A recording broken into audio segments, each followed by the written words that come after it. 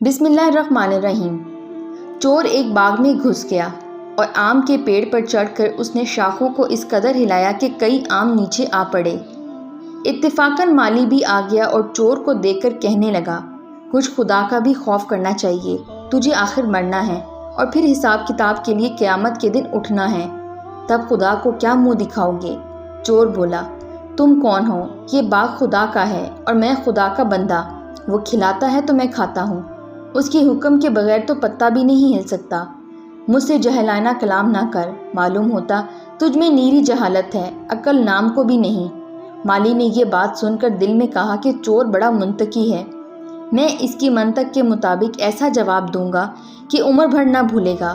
مالی بولا، حضرت نیچے آئیے، ہم پر کرم فرمائیے، آپ کی صحبت غنیمت ہے، مدت بعد آپ جیسا بزرگ ملا ہے جس نے توحید کا نقطہ حل کر دیا۔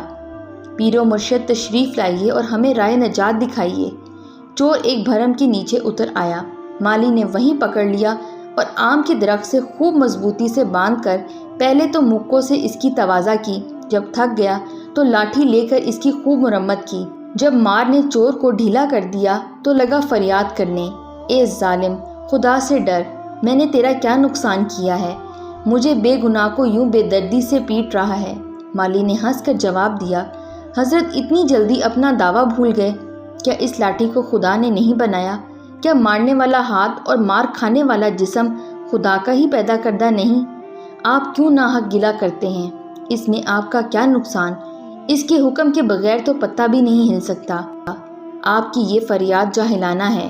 چور نے کہا، میں نے بکواس کی، جھک ماری، مجھے اب چھوڑ دے، آئندہ میں کبھی ایسی بات منہ سے نہ نکالوں گا اور نہ کبھی چوری کا نام لوں گا۔